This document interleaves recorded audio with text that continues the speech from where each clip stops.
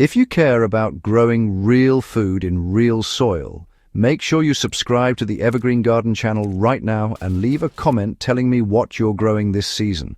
Because what I'm about to share is one of the fastest, cheapest ways to bring dead soil back to life literally overnight.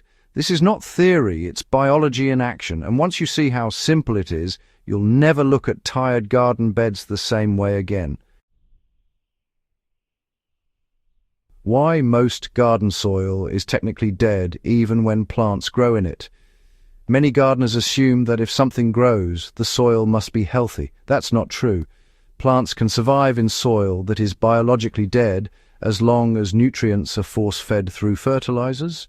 Dead soil lacks microbial activity, lacks organic cycling, and most importantly, lacks earthworms.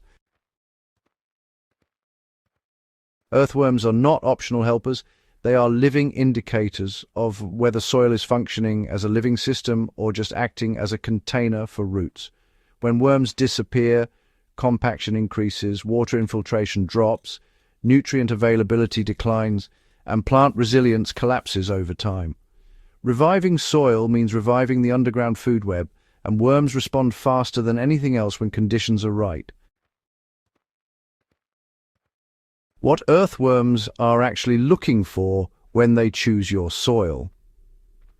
Earthworms are not attracted by moisture alone, and they are not attracted by raw scraps sitting on the surface.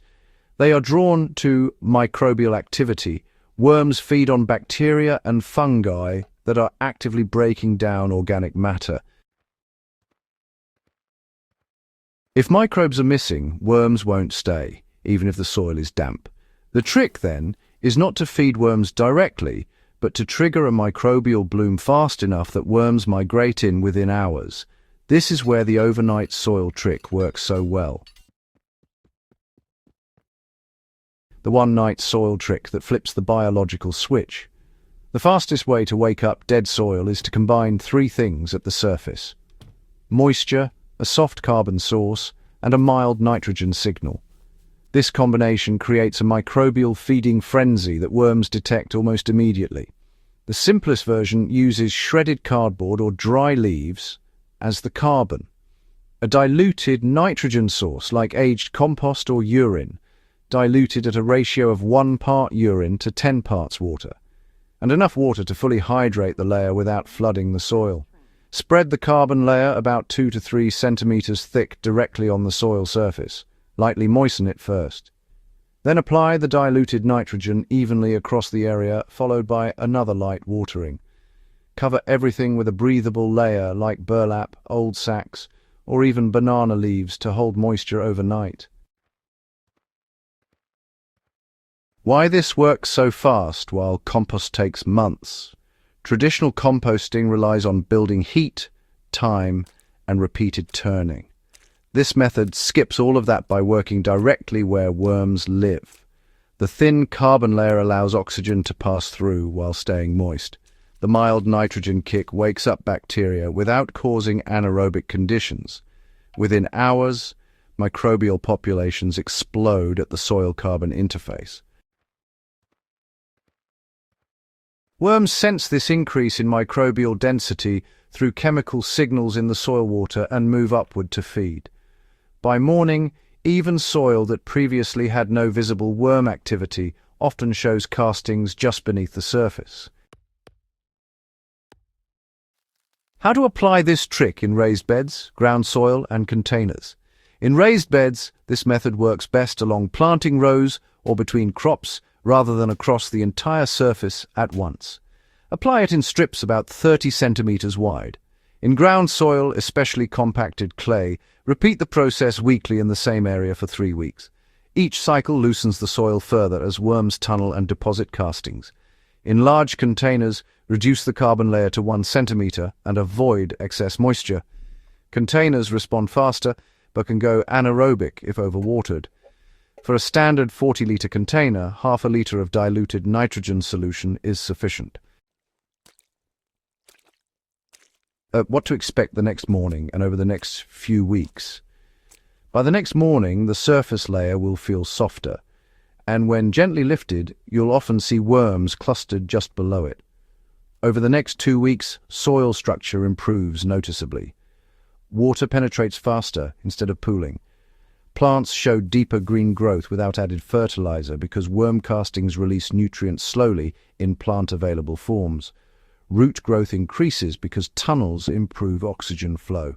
After a month of repeating this process once every 7 to 10 days, soil that was once hard and lifeless becomes crumbly, dark, and biologically active. Now, let's talk about some common mistakes that, can really prevent worms from showing up. First off, using fresh kitchen scraps instead of soft carbon causes fermentation, which actually repels worms rather than attracting them. Another thing to watch out for is applying undiluted nitrogen. This can burn microbes and create toxic conditions in your soil. Letting the surface dry out overnight is also a big issue, as it shuts the whole process down. And finally, using heavy plastic covers traps gases and can suffocate soil life. So it's best to avoid these pitfalls to keep your worm habitat thriving. This trick works because it respects oxygen, moisture balance, and microbial feeding patterns. When any one of those is ignored, worms stay away. Why this method builds long-term fertility, not just a temporary boost. Once worms establish feeding zones in your beds, they don't leave easily. Their castings inoculate the soil with beneficial microbes. Their tunnels remain long after they move on, improving drainage and root penetration. Each cycle increases organic matter inside the soil profile rather than just on the surface. Over time, the need for fertilizers drops dramatically because nutrient cycling becomes self-sustaining. How often serious gardeners should use this technique? For depleted soil, once a week for the first month is ideal. For maintenance, once every 3 to 4 weeks keeps worm populations strong. During dry seasons, this method doubles as moisture retention. During cool seasons, it protects microbial life from temperature swings.